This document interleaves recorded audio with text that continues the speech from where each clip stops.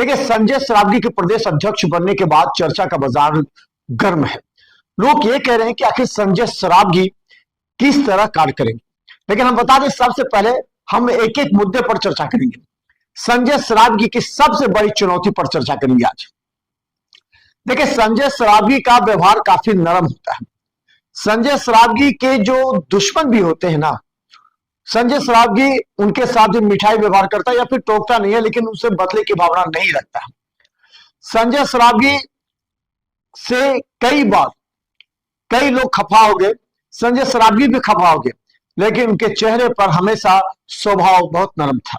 चुनाव में देखिए, अमरनाथ गांधी पिछली बार उनके सामने चुनाव में खड़े हुए थे, लेकिन जैसे ही संजय सरावगी की टिकट की बात आई, अमरनाथ गांधी से मिलने के उनके आवास पर चले गए, सारे गिले शिकवे दूर हो गए।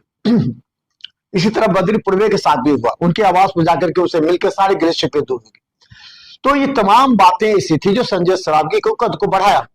तो अब सबसे पहले प्रदेश अध्यक्ष और संगठनात्मक मजबूती को लेकर के संजय सरावगी की सबसे बड़ी जिम्मेवारी या चुनौती यह है कि भारतीय जनता पार्टी से पिछले इस चुनाव में या पहले चुनाव से जो अलग होकर राष्ट्रीय जनता दल या अलग, चाहे जन स्वराज हो या अलग अलग पार्टियों में चले गए थे, उनको वापस भारतीय जनता पार्टी में लाना और उनके विश्वास को मजबूत करना।